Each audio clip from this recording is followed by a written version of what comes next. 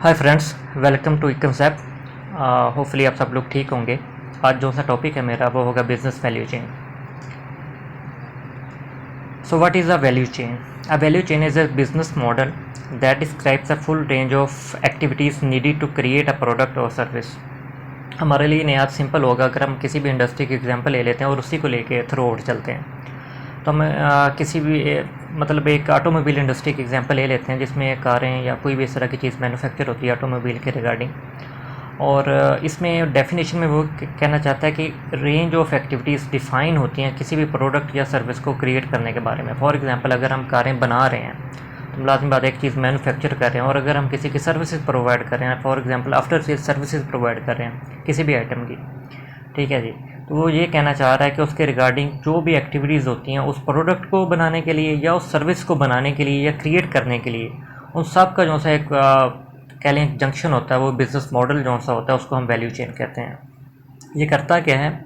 Value chain helps increase a business efficiency. ये business की जो सी एफिशिएंसी होती है उसको बढ़ा देता है। So the business can deliver the most value for the least possible cost. मतलब एक कॉस्ट इफेक्टिव आपका बिजनेस होगा और मैक्सिमम जो सी आप उससे आउटपुट है वो आप उससे ले सकेंगे। और इसके नतीजे में आपको क्या होगा? इसके नतीजे में आपको कम्पिटिटिव जो सा एडवांटेज होगा मार्केट के अंदर किसी दूसरी कंपनी के अगेंस्ट, वो आपको मतलब हासिल हो जाएगा।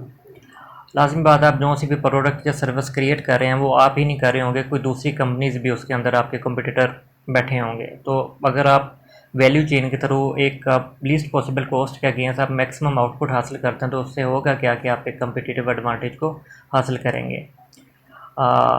To create a competitive advantage for a company by increasing productivity while keeping cost reasonable.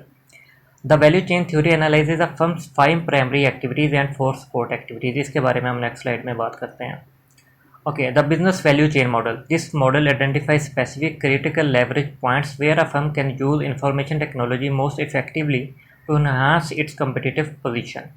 ये MIS के रिगार्डिंग डेफिनेशन है कि अगर आप इंफॉर्मेशन टेक्नोलॉजी यूज़ करते हैं, लाजमी बात है अगर आपने टुडे मार्केट में मतलब 2022 में अगर आपने किसी को कम्पीट करना है तो इन्फॉर्मेशन टेक्नोलॉजी आपको लाजमी बात है अपने सिस्टम के अंदर इन करना पड़ेगी। तो ये उसके पॉइंट ऑफ व्यू से डेफिनेशन है MIS के रिगार्डिंग कि अगर आपने कम्पिटिटिव एडवांटेज हासिल करना है तो आपके कुछ ऐसे बिजनेस के अंदर क्रिटिकल पॉइंट्स हैं, क्रिटिकल लेवरेज पॉइंट्स हैं जहाँ पे आपको इन्फॉर्मेशन टेक्नोलॉजी को इन करना है। अभी शायद ये चीज़ें आपको अंडरस्टैंड ना हो रही होंगी, लेकिन जब हम इसके मॉडल पे जाएंगे तो वहाँ पे चीज़ें बड़ी आसानी से क्लियर हो जाएंगी।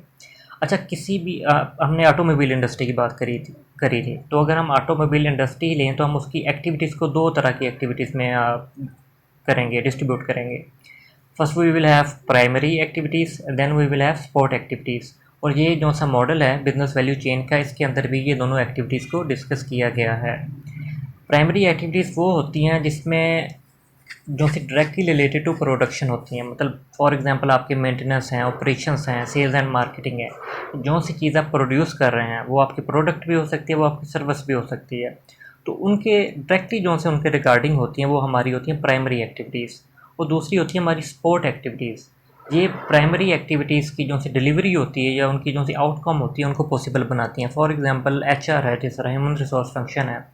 लाज़मी बात, अगर ह्यूमन रिसोर्स फंक्शन अच्छा तरीके से काम करेगा, सही जो सा टैलेंट होगा, बेस्ट टैलेंट होगा, वो कंपनी के अंदर इन करेगा तो जो सी प्राइमरी एक्टिविटीज़ है, फॉर एग्जांपल प्रोडक्शन है, वो अपने जो सी टारगेट है वो अचीव कर सकेगी। हमारे पास दो तरह की एक्टिविटीज़ होती हैं, प्राइमरी एक्टिविटीज़ हैं और हमारे पास सपोर्ट एक्टिविटीज़ हैं। तो बिजनेस वैल्यू चेन ओवरऑल हमें कहता ये है कि आपके पास एक बिज़नेस है, उसके अंदर आपकी जितनी भी एक्टिविटीज़ हैं वो आपने बेस्ट तरीके से परफॉर्म करनी है ताकि आप कम्पिटिटिव एडवांटेज आप हासिल कर सकें। अब जो सी वो एक्टिविटीज़ हैं आपके बिज़नेस के अंदर, उनके ऊपर वो बिज़नेस मॉडल है। तो ये है जी हमारे पास द वैल्यू चेन मॉडल। इसमें हमारे पास दो तरह की एक्टिविटीज़ हैं। पहले हमारे पास प्राइमरी एक्टिविटीज़ हैं और देन हमारे पास सपोर्ट एक्टिविटीज़ हैं, और ये सब मिल के बना रही हैं फर्म का वैल्यू चेन। मतलब एक कम्पिटिटिव एडवांटेज हासिल होगा, कंपनी ये चीज़ें इम्प्लीमेंट करती है, उसको मतलब वैल्यू ऐड होगी उसके सिस्टम के अंदर। ठीक है जी। अब यहाँ पे उसने लिखा है पर sourcing and procurement system, simple है वो हमें समझ आ जाएगा। यहाँ पे सप्लायर्स लिखा हुआ है एक्चुअली, और यहाँ पे हमारे पास customer relationship management system CRM actually लिखा हुआ है उसने। तो let's start from support activities. तो मेन हमारे पास प्राइमरी एक्टिविटीज़ हैं, लेकिन अब हम स्टार्ट करेंगे सपोर्ट एक्टिविटीज़ से। फर्स्ट हमारे पास है एडमिनिस्ट्रेशन एंड मैनेजमेंट, किसी भी कंपनी में अगर हम ऑटोमोबाइल की बात करें तो लाजमी बात है एडमिनिस्ट्रेशन एंड मैनेजमेंट का सिस्टम होगा जो सा कंपनी की फैसिलिटी वगैरह को मोस्टली मैनेज करेगा। तो अगर आपकी यही चीज़ें अगर वो यहाँ पे वो बात कर रहा है इंफॉर्मेशन टेक्नोलॉजी के regarding electronic scheduling and messaging system मतलब कम्युनिकेशन का सिस्टम। अब एडमिनिस्ट्रेशन एंड मैनेजमेंट अब वो कई तरह की हो सकती है, वर्टिकल हो सकती है, हॉरिजॉन्टल हो सकती है, किस तरह का वहाँ पे एडमिनिस्ट्रेशन का मैनेजमेंट का मॉडल है। लेकिन वो कहना ये चाह रहा है कि अगर आप उस मैनेजमेंट की जो सी एक्टिविटीज़ हैं उनको इलेक्ट्रॉनिकली शेड्यूल करेंगे और आपका जो सा कम्युनिकेशन का एक प्रॉपर सिस्टम होगा तो आपके जो सा वैल्यू होगी सिस्टम के अंदर ऐड होगी, जिसकी वजह से एक कम्पिटिटिव एज कह सकते हैं। या अगर स्पोर्ट एक्टिविटीज़ प्राइमरी एक्टिविटीज़ को सपोर्ट कर रही हैं तो प्राइमरी एक्टिविटीज़ की जो सी आउटपुट होगी वो ज़्यादा बेहतर होगी। कहने का ये मतलब है कि आप इंफॉर्मेशन टेक्नोलॉजी को इनकॉर्पोरेट कर रहे हैं सिस्टम के अंदर। ठीक है जी।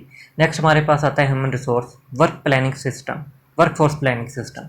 अब कोई भी ऑटोमोबाइल की इंडस्ट्री की हम बात करें तो अगर आपने एक स्पेशल आपका एक प्रोडक्शन का एक ऑर्डर है या एक टारगेट है, अगर आपने उसको मीट करना है तो आपके पास वर्कफोर्स प्लानिंग का पूरा सिस्टम होना चाहिए। ठीक है जी।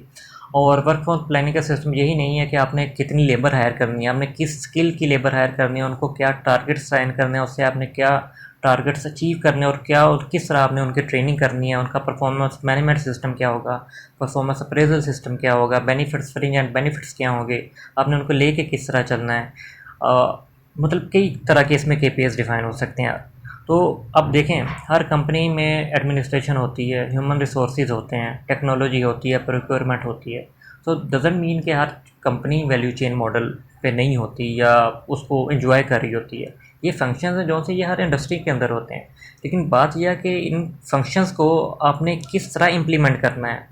अगर आपने तो बड़े मतलब सिंपल तरीके से और आपके फ्लॉज उसी तरह हैं और आप उनको दूर नहीं करते, आप उनके अंदर इम्प्रूवमेंट नहीं लेके आते, तो आपको कम्पिटिटिव एज कभी भी हासिल नहीं होगा।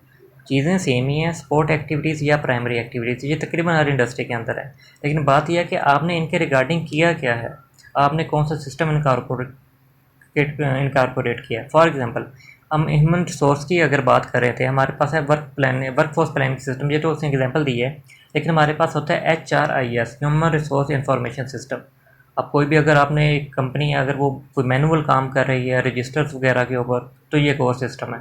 लेकिन अगर कंपनी है उसके पास सॉफ्टवेयर है, उसमें हर एम्प्लॉय का डेटा है, इनको क्या टारगेट असाइन किए गए हैं, इनके क्या KPIs हैं, इनको हमने किस तरह लेके चलना, तो लाजमी बात है उस कंपनी की वर्क फोर्स जो सी होगी बहुत ज़्यादा बेहतर होगी एक ऐसी कंपनी से जो से अपना सारा काम ही मैनुअल तरीके से चला रही है। कंपनी के वॉल्यूम पे भी डिमांड करेगा, क्योंकि छोटी कंपनी है कोई बड़ी कंपनी है, लाजमी बात है बड़ी कंपनी अच्छा सिस्टम को अकोमोडेट करेगी। लेकिन ऐसी कंपनी जो सी एक HRIS सिस्टम जिसने इंप्लीमेंट किया है उसके मतलब कम्पिटिटिव एज के या अपने सिस्टम के अंदर वैल्यू ऐड करने के चांसेस ज़्यादा होंगे। दैन हमारे पास आ जाता है टेक्नोलॉजी आता है। इसमें हमारे पास लिखा हुआ है computer aided design and system. Actually ये R&D है। कंपनी में अगर R&D का फंक्शन किस तरह का है, मतलब कैड कैम है उसके अंदर, ये उन्होंने मेंशन किया हुआ है। आपके पास मशीनिंग किस तरह की है, इक्विपमेंट किस तरह के हैं, आप up to date equipment use कर रहे हैं, किस तरह के टेक्नोलॉजी कौन सी यूज़ कर रहे हैं। प्रोक्योरमेंट है, कंप्यूटराइज ऑर्डरिंग सिस्टम, ये मैंने आपको पहले ही बताया कि इंफॉर्मेशन टेक्नोलॉजी के लिहाज से उससे ज़्यादा इसमें डिस्कस किया हुआ है। प्रोक्योरमेंट, अब हर एक कंपनी का मतलब एक डिपार्टमेंट होता है प्रोक्योरमेंट का, लेकिन आपकी प्रोक्योरमेंट है किस तरह की, आपने किस तरह उसको ऑर्गेनाइज़ किया हुआ है कि आपका कंप्यूटर ऑर्डरिंग सिस्टम है, आप जो भी आपका सप्लायर मार्केट के अंदर बैठा हुआ है आप उससे किस तरह डील कर रहे हैं। आपने मतलब एक प्रॉपर सिस्टम है, वो आपको एक सप्लायर के तौर पे डील कर रहा है कि वो आपका एक पार्टनर के तौर पे आपको डील कर रहा है। आप उसको लॉन्ग टर्म बेसिस पे लेके चल रहे हैं कि आपके एक से ज़्यादा सप्लायर हो। फॉर एग्जांपल आपको एक से डिलीवरी नहीं मिलती तो आप किसी दूसरे के पास चले जाते हैं, कि आपने उसको एक लॉन्ग टर्म बेसिस पे किसी एक कोई एज ए पार्टनरशिप के तौर पे लेके चल रहे हैं। और आपका सिस्टम किस तरह का है, कंप्यूटर ऑर्डर सिस्टम है, मैनुअल सिस्टम है। तो ये हमारे पास 4 एक्टिविटीज़ हैं, सपोर्ट एक्टिविटीज़ हैं, जो ये हमारी प्राइमरी एक्टिविटीज़ हैं उनको सपोर्ट कर रही होती हैं। अब बात कर लेते हैं प्राइमरी एक्टिविटीज़ की। फर्स्ट हमारे पास आता है inbound logistics, automated warehousing system इसके अंदर आ रहा है। इन बाउंड लॉजिस्टिक्स वो होती है, सिंपल अगर हम बात करें तो कंपनी के अंदर 3 तरह के फंक्शन होते हैं। फर्स्ट ये है कि कंपनी के अंदर चीज़ें बाहर से आ रही होती हैं। फॉर एग्जांपल रॉ मटेरियल है, सब असेंबलीज़ हैं, पार्ट्स हैं, किसी दूसरे वेंडर से आ रहे होते हैं या हमारे पास सप्लायर्स के थ्रू आ रहे होते हैं। तो लाज़मी बात है कंपनी सारी चीज़ें खुद नहीं जनरेट कर रही होती, बहुत सी चीज़ें वो लोकल मार्केट से परचेज़ कर रही होती है, कुछ इंपोर्ट की आइटम्स आ रही होती हैं। तो इस सब को हम इनबाउंड लॉजिस्टिक्स कहते हैं। अब इनका आना, इनकी ऑटोमेटेड वेयर हाउसिंग सिस्टम, ये तो आपने एक एग्जांपल उन्होंने दी हुई है, लेकिन अगर आप इंपोर्ट की ही बात करें तो आपका मतलब किस तरह आप इंपोर्ट को लेके चल रहे हैं, आप किस तरह इन्वेंट्री को लेके चल रहे हैं, इन्वेंट्री मैनेजमेंट सिस्टम इसके अंदर आ जाएगा। ठीक है जी। तो इनबाउंड लॉजिस्टिक्स है, उसको उससे मेंशन किया हुआ है कि ये हमारी प्राइमरी एक्टिविटीज़ है। और उसमें अगर आईटी की बात करें तो उसने कहा जी ऑटोमेटेड वेयर हाउसिंग सिस्टम अगर आप उसमें इंप्लीमेंट करते हैं तो मे भी उसकी वजह से आपकी जो सी वैल्यू है, एडिशन है आपके प्रोसेस के अंदर, आपके बिज़नेस के अंदर, वो ज़्यादा होगी। दैन हमारे पास आता है ऑपरेशंस। ऑपरेशंस में हमारे पास प्रोडक्शन आ जाती है, तकरीबन मेंटेनेंस भी आ जाती है, इसमें हमारे पास फाइनेंस का भी आ जाएगा। ठीक है जी। इसमें आप कह रहे हैं कंप्यूटर कंट्रोल्ड मशीनिंग सिस्टम्स, ये उसने सिर्फ एक बात की है। ऑपरेशन के अंदर आपका प्रोडक्शन प्लानिंग एंड कंट्रोल आ जाता है, वो बड़ा मेन डिपार्टमेंट होता है। ठीक है। तो वो कह रहा है कि आपने ऑपरेशंस है वो आपके कंप्यूटर कंट्रोल्ड मशीनिंग सिस्टम्स के हैं। फॉर एग्जांपल अगर मैं इसको छोड़ के बात करूं, अगर आपकी कंपनी है उसके अंदर अगर ईआरपी सिस्टम इम्प्लीमेंटेड है, ठीक है जी, और ऑडिट उसके होते हैं, वो आईएसओ सर्टिफाइड कंपनी है, तो हम कह सकते हैं कि उसके जो से ऑपरेशंस हैं वो मतलब एक बड़े स्मूथ तरीके से रन कर रहे होंगे और सिस्टम के अंदर मतलब एक वैल्यू ऐड कर रहे होंगे, फ्लॉस कम से कम होंगे। मैंने इनबाउंड लॉजिस्टिक की बात की और वेयर हाउसिंग सिस्टम की बात की। अगर मैं ऑपरेशंस में जाके बात करता हूँ, यहाँ पे तो मैं कह रहा हूँ कि हमारे पास वेयर हाउसिंग है, इन्वेंट्री पड़ी हुई है। लेकिन अगर मैं यहाँ पे जाके बात करूँ, ऑपरेशंस हमारे पास इस तरह के थे कि हम जीएटी को सपोर्ट कर सकते थे, जस्ट इन टाइम मैन्युफैक्चरिंग को। तो क्या ही बात है, हमारे पास जो था मतलब कम्पिटिटिव एज हासिल करने के बहुत ही होंगे, क्योंकि हमारी इन्वेंट्री की जो सी कॉस्ट होंगी वो तकरीबन कट हो जाएंगी।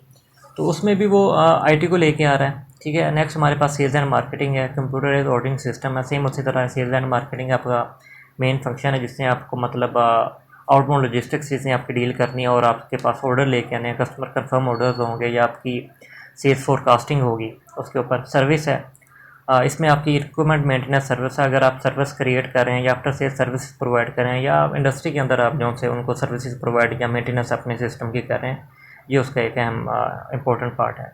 देन हमारे पास आ जाता है आउटबाउंड लॉजिस्टिक्स। जब हमने इनबाउंड की बात की तो हमने कहा था कि जो सा भी सप्लायर के एंड पे चीज़ें हमारे पास आएंगी, ठीक है जी, उनको हम इनबाउंड लॉजिस्टिक्स कहेंगे। लेकिन अब चीज़ें कंपनी के अंदर आ गई, ऑपरेशंस हुए, सेल्स एंड मार्केटिंग की तरफ से जो ऑर्डर थे वो मीट हुए, सर्विसेज भी बीच में चली। अब यहाँ पे जाके हमारे पास वो प्रोडक्ट रेडी हो गई है, यहाँ पे हमारे पास सारा सप्लायर से सामान आ गया, यहाँ पे प्रोडक्ट रेडी है।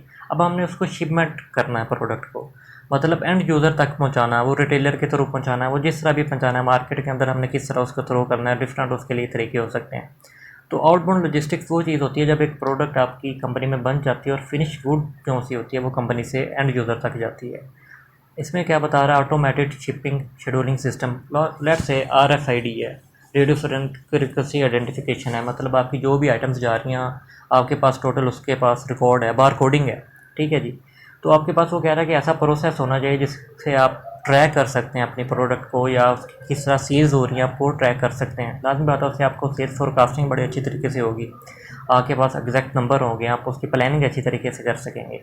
तो ये टोटल उसने MIS के रिगार्डिंग बताया हुआ है, मैनेजमेंट इंफॉर्मेशन सिस्टम के रिगार्डिंग। तो अभी हमने जो था वैल्यू चेन मॉडल देखा, हमारे पास 4 सपोर्ट एक्टिविटीज़ हैं, 5 हमारे पास प्राइमरी एक्टिविटीज़ हैं। मैं दोबारा रिपीट करूँगा, ये एक्टिविटीज़ तकरीबन हर इंडस्ट्री में होती हैं। लॉजिस्टिक्स हर इंडस्ट्री में होता है, सेल्स एंड मार्केटिंग सर्विसेज होगा, टेक्नोलॉजी HR डिपार्टमेंट होगा। लेकिन बात यह है कि इसके अगेंस्ट आपने कौन से सिस्टम इनपुट किए हुए हैं या इनकॉर्पोरेट किए हुए हैं। आपने HRIS इम्प्लीमेंट किया है, आपने सप्लाई चेन मैनेजमेंट का कोई अच्छा सा सिस्टम या सॉफ्टवेयर या ERP है या SAP है, SAP के डिफरेंट मॉड्यूल्स हैं। आप अपने मतलब ISO सर्टिफाइड कंपनी आपकी है कि नहीं, ऑडिट होता है कि नहीं होता। इस तरह मतलब अगर हम मेंटेनेंस की बात करें तो CMMS computerised maintenance management system है आपके पास कि नहीं है। ठीक है जी। तो अगर इनको हम फ्लॉ इनके दूर करके और बेंचमार्क एक तरह बना के कि वो कंपनी अच्छी है, हमने उससे भी अच्छे होना है, हम उससे कंपेयर करके, या जो सी मोस्ट वैल्यू एडिड जो सी हैं हमारे प्रोसीजर्स हैं उनको अडोप्ट करके हम इसमें कम्पिटिटिव एज हासिल कर सकते हैं। तो ये हमारा था इंडस्ट्री वैल्यू चेन। अब यहाँ पे सप्लायर्स के सप्लायर्स हैं, एक्चुअली ये टोटल अगर हम देखें तो एक वैल्यू चेन वेब भी एक कॉन्सेप्ट है, ये वही बन जाता है। मतलब यहाँ पे हमने सप्लायर से हमारे पास चीज़ें हैं, उन सप्लायर से भी आगे किसी सप्लायर से चीज़ें ली होंगी। ठीक है जी। तो ये इस तरह वेब बन रहा होता है को वो इसने किसी और से चीज़ें ली होंगी, तो वो मे भी हम उसको दे रहे हों। तो ये सप्लायर्स हैं, आगे फर्म है हमारे पास, फिर डिस्ट्रीब्यूटर्स हैं, आपका एक मतलब रिटेलर्स के थ्रू एक चैनल है डिस्ट्रीब्यूशन का मार्केट के अंदर। देन आपके पास कस्टमर एंड यूज़र आ रहे हैं। कस्टमर रिलेशनशिप मैनेजमेंट सिस्टम इसके अंदर आ रहा है, और सोर्सिंग एंड प्रोक्योरमेंट सिस्टम आ रहा है। सो नेक्स्ट कुछ पॉइंट्स हैं द वैल्यू चेन मॉडल के। It uses information system to improve operational efficiency and improve customer and supplier intimacy. आपके पास दो ही पार्टीज़ हैं, एक आपके पास सप्लायर हैं, अगर आप उनको अपने पार्टनरशिप के तौर पे लेके चलते हैं तो बहुत अच्छी बात है। दूसरे आपके पास कस्टमर हैं जिसकी आपने सेटिस्फेक्शन लाजमी हासिल करनी है। एंड यूज़र जो सी रेटिंग होती है वो नहायत इंपॉर्टेंट होती है, तो उसके लिए आपने जो सी ऑपरेशनल एफिशिएंसी उसको अपने बढ़ाना है। तो perform value adding activities at each stage, कि इसी की हम बात कर रहे थे कि स्टेजेस तो सारी डिफाइन है, हर इंडस्ट्री के अंदर होती हैं, लेकिन आपने वैल्यू एडिड एक्टिविटीज़ वहाँ पे परफॉर्म करनी है, और उसके लिए आपने वो बिज़नेस प्रोसेसेस इनकॉर्पोरेट करने हैं जो से अप टू डेट, ठीक है। तो इनसे आपकी चीज़ें इंप्रूव हो जाएंगी। आप उसके लिए बेंचमार्किंग को कंसीडर कर सकते हैं। कोई भी इंडस्ट्री की जो सी बेस्ट प्रैक्टिसेस हैं जो सी टुडे इंडस्ट्री में यूज़ हो रही हैं, फॉर एग्जांपल इंडस्ट्री 4 है, या जैसे मैंने बात की थी JIT कंसेप्ट की बात करी थी। इन्वेंट्री मैनेजमेंट एक अलग सिस्टम है, इन्वेंट्री लोग बनाते हैं, स्टोर करते हैं, लेकिन अगर आपका JIT सिस्टम है, चीज़ आ रही है ठीक टाइम पे, ठीक चीज़ ठीक प्लेस मौजूद है, right thing at right time at right place मौजूद है, और अगर आप उसको मैन्युफैक्चर कर रहे हैं और अगर आपकी इन्वेंट्री ज़ीरो है तो इससे आपकी कॉस्ट बड़ी बचेगी और आपके जो से प्रॉब्लम्स हैं सिस्टम के वो बड़ा रिमूव हो जाएंगे। TPS टोयोटा प्रोडक्शन सिस्टम इसके बेस्ट एग्जांपल है। तो इन सब को इम्प्लीमेंट करके करोगे कि आपके इंडस्ट्री क्या हासिल होगा, उसको अचीव कम्पिटिटिव एडवांटेज, उसको कम्पिटिटिव एडवांटेज हासिल होगा by attaining operational excellence, lowering cost, improving profit margin and that. अच्छा, यहाँ पे हमारे पास लास्ट वर्ड्स हैं। माइकल ई पोर्टर, एक्चुअली इसने ही कॉन्सेप्ट अपनी एक बुक में दिया था 1985 के अराउंड अबाउट वैल्यू चेन का। कहते हैं क्या हैं, ये इनके एग्जैक्ट वर्ड्स हैं, competitive advantage can not be understood by looking at a firm as a whole. मतलब कॉम्पिटिटिव एडवांटेज है can not be understood by looking at a firm as a whole. मतलब अगर आप कम्प्लीटली हम उसको देखें, एक इंडस्ट्री को देखें, तो मे बी हमें कम्पिटिटिव एज हासिल ना हो। It stems from the many discrete activities, मतलब छोटी छोटी एक्टिविटीज़ या बड़ी बड़ी एक्टिविटीज़, जिसमें हमने बात की थी स्पोर्ट एक्टिविटीज़ और प्राइमरी एक्टिविटीज़ की। इन सबको अलग-अलग देखना पड़ता है, इनकी जो सी बेस्ट इंडस्ट्री प्रैक्टिसेस हैं हर एक के अंदर उनको इम्प्लीमेंट करना पड़ता है, ठीक है जी। It stems from the many discrete activities a firm performs in designing, producing, marketing, delivering and supporting its product. तो ये इनके मतलब इनके बुक के अंदर जो से इनकी डेफिनेशन कह लें या इसके बारे में जो लिखा हुआ है वैल्यू चेन के बारे में, ये वो लिखा हुआ है। So thank you, that was all. Kindly subscribe कीजिएगा मेरा channel. Thank you very much.